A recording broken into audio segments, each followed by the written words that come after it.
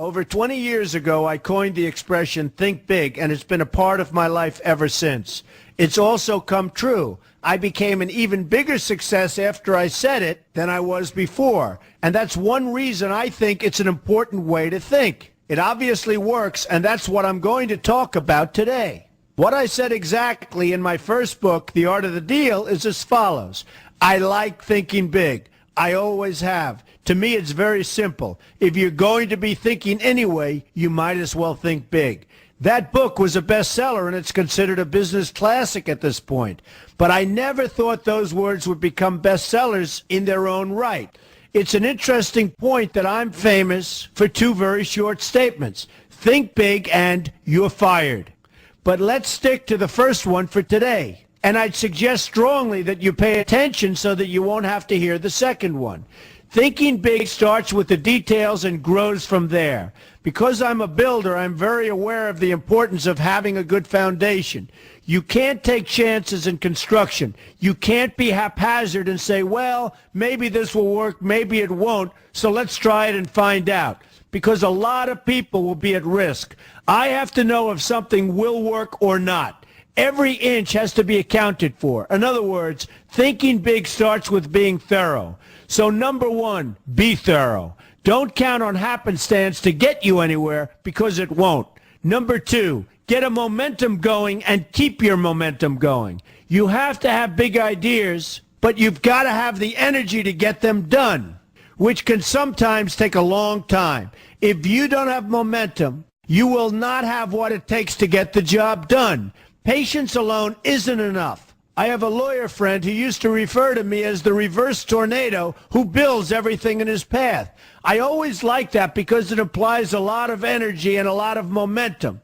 And that's exactly what it takes to get anything done. So keep your momentum going. Number three, stay focused. You have to stay focused. The minute you lose focus, you will also be losing your momentum. They go together, and you will accomplish a lot more, even amazing things, if you make sure you keep these two things working together for you. I've seen very talented people literally go down the drain because they couldn't seem to keep their focus long enough to get anything done.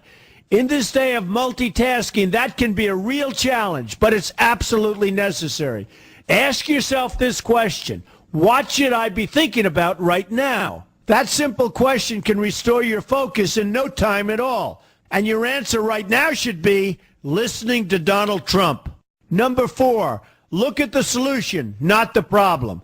This is very important if you ever want to learn to think big. And here's why. No matter what you do, you're bound to run into problems. It's just part of life, a part of business, a part of anything worth doing.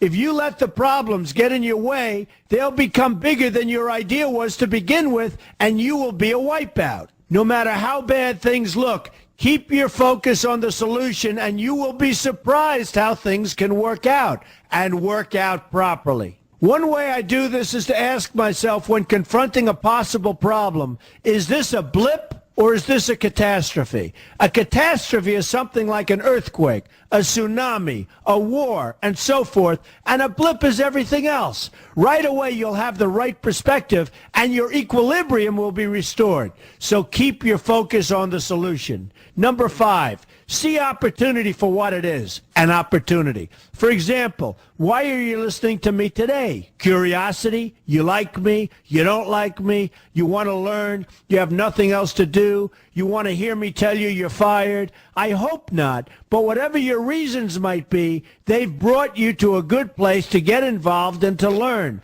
and that's an opportunity right there. People think that because I'm rich and famous that I know everything. I know a lot. But one thing I know is that I don't know everything. So I ask myself this question every day.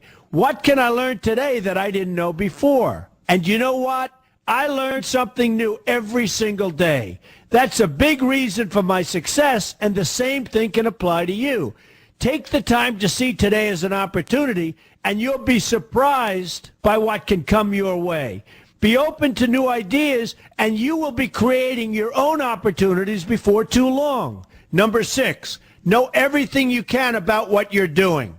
That's a good way to cover your bases. Another good way is to read the book Robert Kiyosaki and I have written together, Why We Want You to Be Rich.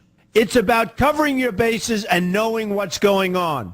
I remember when some guys came in to meet with me about a great idea they had for an atrium for a building on Wall Street. It was a beautiful idea except for one thing. None of them had thought about how the building would be supported around this fabulous atrium.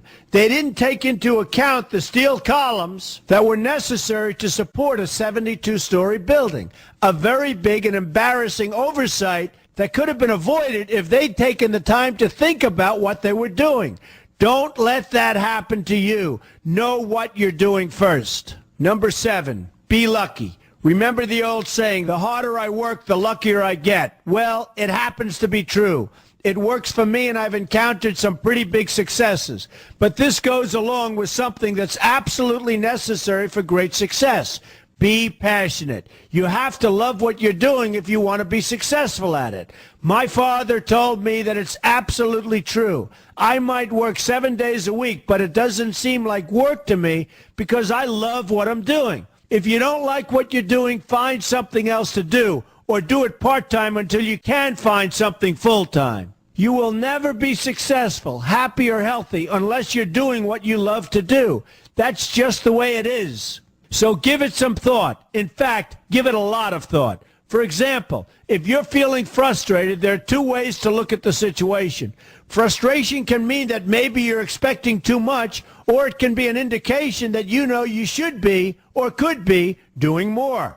Use frustration as a motivator. Use it to get where you want to go instead of staying where you don't want to be. But above all, be passionate. That's the fast track to success, no matter what your interests are.